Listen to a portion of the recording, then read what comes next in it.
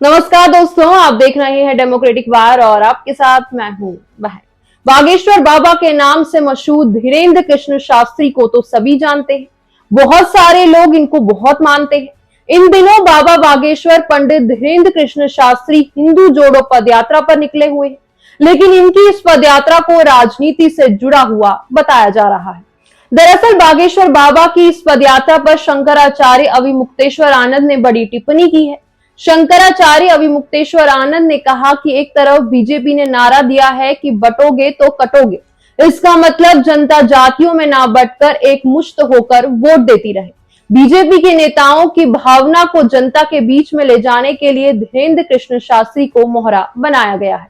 इसलिए वो यात्रा में नारा लगा रहे हैं कि जात पात की करो विदाई, हम सब हिंदू भाई बहन। वो बीजेपी के नारे को लोगों तक पहुंचा रहे हैं। शंकराचार्य अविमुक्तेश्वर आनंद ने आगे कहा कि जात पात में ना बंटकर एक मुश्त वोट देने की बात कही जा रही है। हिंदू की पहचान जाति से ही होती है। हिंदू में जाति ही पहचान होती है। अगर आपसे कोई पूछेगा आप कौन से हिंदू हो, तो आप कहोगे कि हिंदू हैं, तो आप पर कौन भरोसा करेगा। यह हमारी परंपरा है और हमारे यहाँ वर्णाश्रम का विचार है।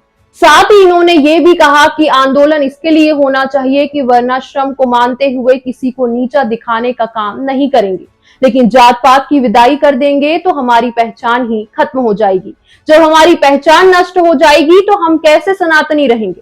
बागेश्वर बाबा पर तंज कसते हुए शंकराचार्य कहते हैं, राजनीतिक शक्ति के एजेंट के रूप में धीरेन्द्र शास्त्री काम कर रहे हैं। ये जो सनातनी कहकर आए हैं, राजनीति का एजेंडा जनता के बीच में ले जाने के लिए उतारे गए हैं। ये राजनीतिक खेल है और इसका सनातन धर्म से कोई लेना देना नहीं।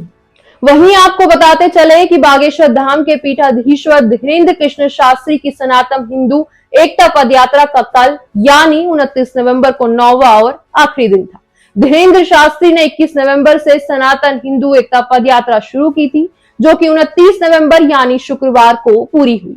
9 दिनों में बागेश्वर धाम से ओरछा तक 160 किलोमीटर की दूरी तय की गई। इस यात्रा के लिए कुल 8 पड़ाव बनाए गए थे।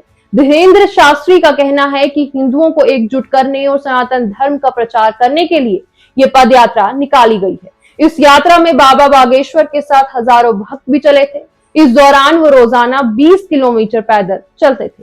बागेश्वर धाम से शुरू हुई यह यात्रा कल ओरछा धाम पहुंचकर संपन्न हुई। 21 नवंबर से शुरू हुई बाबा की इस यात्रा में अभिनेता संजय दत्त और द ग्रेट खली भी शामिल हुए थे। इसके अलावा कई नेताओं ने भी इनकी इस यात्रा को समर्थन दिया था, जिनमें बीजेपी महासचिव कैलाश विजयवर्गीय, बीजेपी विधायक राजेश्वर शर्मा और कांग्रेस विधायक जयवर्धन सिंह भी शामिल हैं। वहीं यात्रा के दूसरे दिन छतरपुर में धीरेन्द्र शास्त्री ने एक सभा को भी संबोधित किया था, जिसमें हैदराबाद की गौशा महल विधानसभा सीट से बीजेपी विधायक टी राजा ने भी भाग लिया था।